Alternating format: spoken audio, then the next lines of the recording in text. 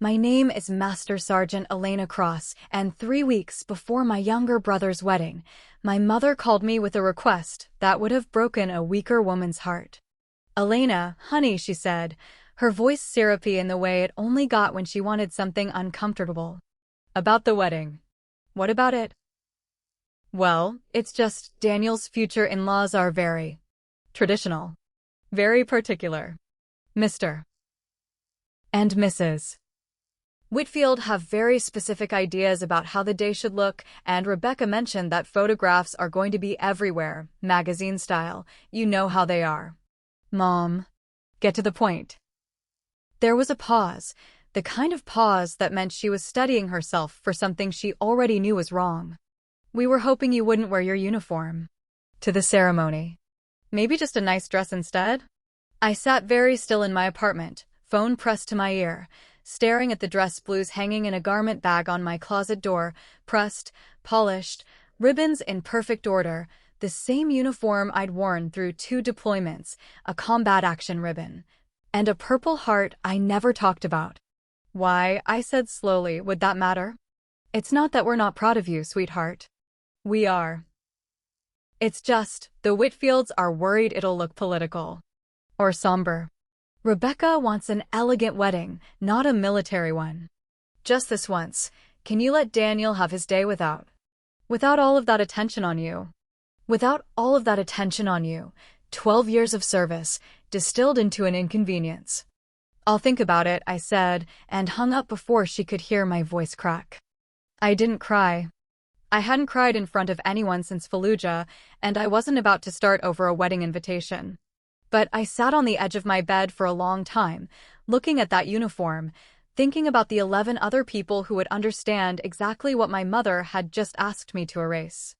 Hashtag chapter 2, what they didn't know. Here's what my parents didn't know, what they'd never bothered to ask in the 6 years since I'd made it home from my last deployment. I wasn't just a soldier who happened to have a wedding to attend. I was the reason 12 of the people on that guest list were still alive. My unit called themselves the Widowmakers, not because we caused widows, but because so many of us had come home to spouses who almost became one. We'd served together in a forward operating base outside Kandahar, in a supply convoy unit that got hit more times than any of us liked to remember. I was the medic. I was also, more than once, the one who pulled someone out of a burning vehicle, applied a tourniquet with hands that wouldn't stop shaking, and talked a 19-year-old private through the worst 10 minutes of his life, while mortars fell around us. Daniel didn't know most of this. My parents didn't either. I'd never told them the details, partly because the details weren't things you handed to people over Sunday dinner, and partly because every time I tried, in the early years, they changed the subject. My father once told a neighbor I worked in logistics overseas. He wasn't lying exactly. He just wasn't looking. But my brothers and sisters in arms knew. And when Daniel had, in a moment of drunken sentimentality at his engagement party, mentioned that his fiancée's family was old money and a little stiff about that whole military thing, I hadn't thought much of it. I figured it was just wedding jitters talking. I didn't realize it was a preview. What I also didn't know, what none of them knew, was that Daniel had quietly reached out to some of my old unit. Not to disinvite them. To invite them, specifically, without telling me. Daniel remembered something our parents had forgotten, that these people weren't just my coworkers. They were family bought with blood, and he wanted them there, uniform or not. He just hadn't told me that part either. 2 weeks before the wedding, I drove 3 hours to my parents' house for what my mother called final wedding prep, which really meant she wanted one more chance to talk me out of my uniform in person, where guilt traveled easier through the air. My father was in the garage when I arrived, tinkering with something that didn't need tinkering, the way he always did when he wanted to avoid a conversation. I found my mother in the kitchen, going through seating charts with the focused intensity of a general planning a siege. "You look thin," she said, which was her way of saying hello. "I look the same as always, Mom." She set down her pen. "Did you think about what I asked?" I did. And? What came out was simpler than any of them. "Mom, I earned that uniform. I didn't inherit it, I didn't buy it in a store. I bled for it. 2 deployments, a Purple Heart, 12 years of my life. You're asking me to hide the thing I'm most proud of because it might make people uncomfortable. It's about Daniel's day. Wearing my dress blues for 20 minutes during a ceremony isn't overshadowing anyone. The Whitfield specifically said, I care what you're asking your daughter to do. To take the one thing that cost me the most and fold it up and put it in a drawer so some family I've never met doesn't feel a certain way at a party. It's not a party, it's a wedding. It's the same thing to me right now. She looked at me for a long moment, and something in her face softened, just slightly, just enough that I thought foolishly, as it turned out, that I'd gotten through to her. Just think about it, she said quietly. That's all I'm asking. Think about your brother. I left without saying goodbye to my father. I sat in my car in the driveway for 10 minutes, hands on the wheel, staring at the house I grew up in, feeling something I hadn't felt since basic training, the specific loneliness of being surrounded by people who loved you and still didn't see you. I thought about calling Daniel. I didn't. Some small, stubborn part of me wanted to see if he'd say something first. He never did. Not directly. But he was already moving pieces I couldn't see. 3 days before the wedding, my phone buzzed with a message in a group chat I hadn't opened in months, Widowmakers for Life, started by our old squad leader, Gunnery Sergeant Marcus Webb, half a decade ago. Mostly used now for birthday memes and the occasional 2 a.m. message from someone having a hard night. Webb * heads up. Got an interesting invite in the mail today. Ruiz * same. Didn't know Cross's little brother was getting married lol. Torres * wait what? Webb * Elena's brother's wedding. Got a formal invitation. Anyone else? One by one, they chimed in. Ruiz. Torres. Kowalski. Chan. Delgado. Ose. Vasquez. Patterson. 9 of them, then 10, then 11, all confirming the same thing. They'd received wedding invitations from a groom they'd never met, care of an address none of them recognized as mine. I stared at my phone stunned. I hadn't sent these. I hadn't even given Daniel most of their addresses. I barely had some of them myself anymore, scattered as we all were across different states, different lives, different versions of ourselves trying to figure out how to be civilians again. Me * I didn't send these. I don't know what's going on. Webb * your brother did. Talked to him on the phone last week actually. Good kid. Said he wanted us there. Said you'd probably be too stubborn to ask yourself. I sat with that for a long moment, something loosening in my chest that I hadn't realized was clenched. Me * he didn't tell me any of this. Webb * said it was supposed to be a surprise. You gonna be there in uniform or not? Because if you're not, some of us might not either, and that seems like the wrong move for a wedding full of people who don't know what we know. I thought about my mother's face in the kitchen. I thought about my father in the garage, tinkering with nothing. I thought about the Whitfields, whoever they were, and their careful, curated vision of an elegant day. Me * I'll be in uniform.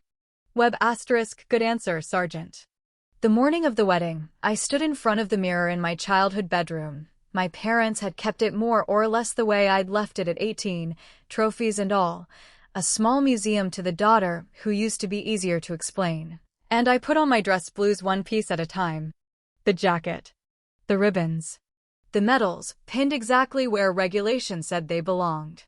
I laced my shoes the way I'd laced them 1,000 times, muscle memory taking over where nerve threatened to fail.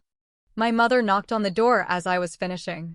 Elena, she stopped when she saw me, taking in the uniform, the whole of it, like she was seeing it for the first time. Maybe she was. You're really doing this. I'm really doing this. The Whitfields are going to be here in an hour. Then they'll see it in an hour. She didn't argue further. She just stood in the doorway for a moment, something unreadable passing over her face, and then she said, quietly, "You look like your grandfather. In his old photos. From Korea." It wasn't an apology. But it was something. "Thank you," I said, and I meant it more than she probably understood. The ceremony was held at an estate outside town. the kind of place with manicured gardens and a fountain that cost more than my first car. White chairs in perfect rows. String quartet. The Whitfields, when I finally saw them, were exactly as advertised, pressed and polished, and radiating the specific tension of people who had planned every detail down to the napkin folds and were now bracing for something to go wrong. I saw the moment Mrs. Whitfield noticed me. Her eyes moved over the uniform, the ribbons, the medals, and her mouth tightened into a thin, polite line. She didn't say anything. She didn't have to. I'd spent 12 years learning to read a room for threats, and I read that one clearly enough. I took my seat in the second row, my parents on one side of the aisle, feeling every eye that lingered a half-second too long. And then I saw them. They came in staggered, the way we'd been trained to move through a room without drawing attention, except today, that wasn't the plan. Webb first, his old commanding presence unmistakable even in a dark suit rather than fatigues. Then Ruiz, then Torres, then Kowalski, Chin, Delgado, Osei, Vasquez, Patterson, and 3 more I hadn't expected, Hendricks, Boyle, and Fitz, guys from an earlier deployment I hadn't served with directly, but who knew me by reputation. By the stories that get passed between units the way family stories get passed between generations. 12 of them. Not in uniform. This wasn't their day to make a statement. They'd understood that with a grace I hadn't given them credit for, but wearing, every one of them, a small pin on their lapel. A combat action ribbon pin. A quiet, deliberate echo of the thing my parents had asked me to hide. They filled almost an entire row on the groom's side, which made no sense to half the guests until you understood what Daniel had done. He'd told the wedding planner these were family friends of special importance, and asked for them to be seated together, up front, where they couldn't be missed. The ceremony began.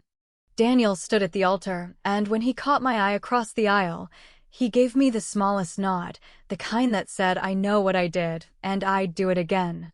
The vows were beautiful. Rebecca cried. Daniel cried.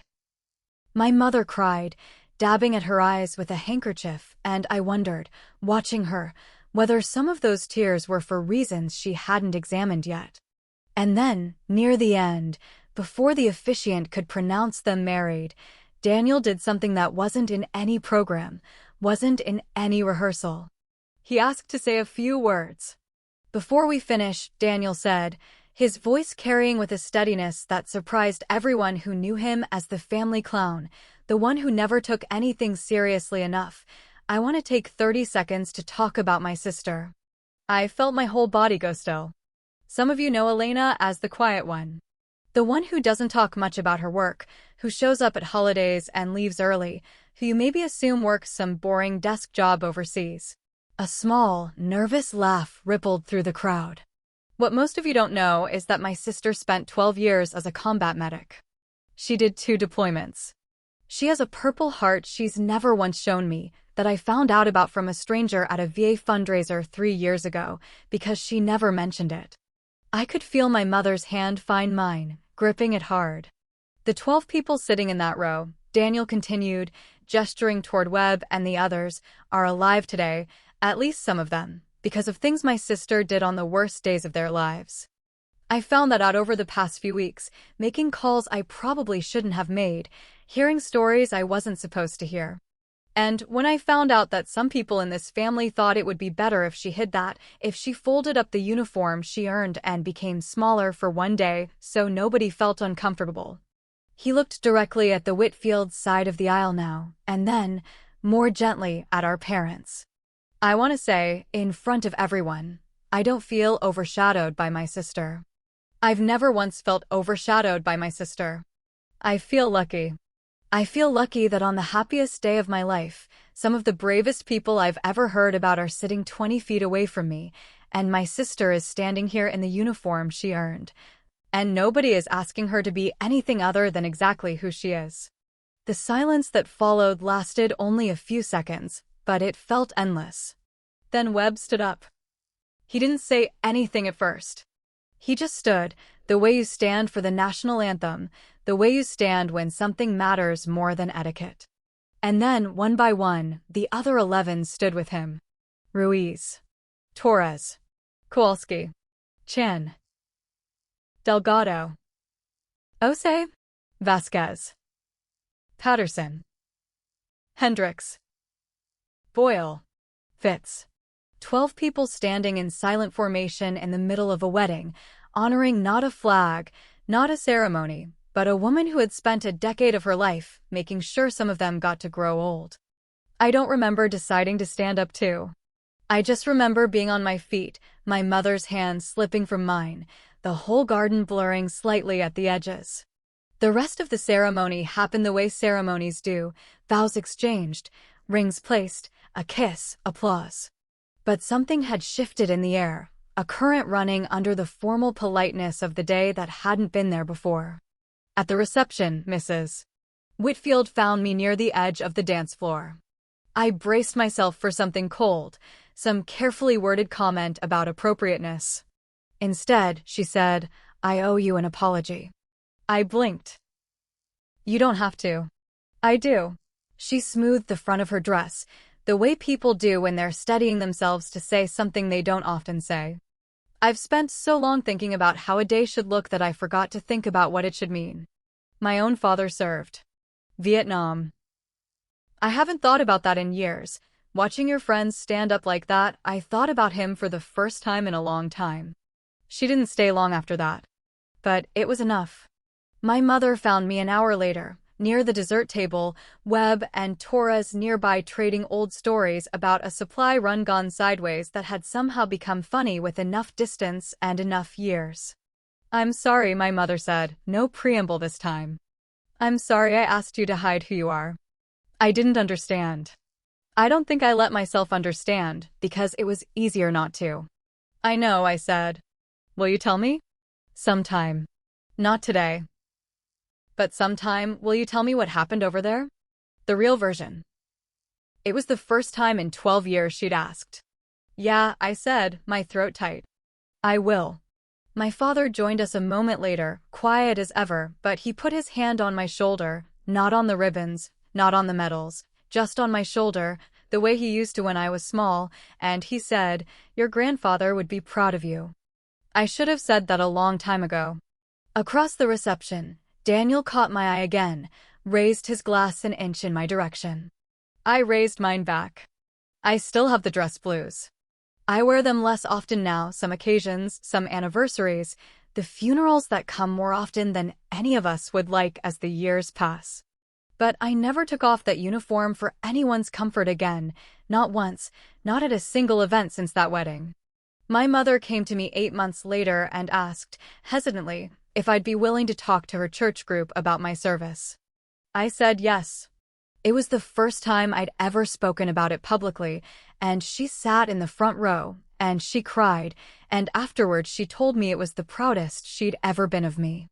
I think, in the end, that's what the whole day was really about, not the uniform itself, not the 12 veterans standing in solidarity, not even the wedding. It was about the moment a family finally saw someone clearly, after years of looking past her because it was easier. Daniel still tells the story at parties, usually after a drink or two, about the day his best man gift to his sister wasn't a gift at all. It was an entire regiment of brothers and sisters, standing up in a garden full of white chairs, refusing to let her be made small. And every year, on the anniversary of that wedding, I get the same text from Webb, the same 4 words, sent like clockwork. "Still standing, Sergeant." Always. I always write back the same thing. "Still standing." Always.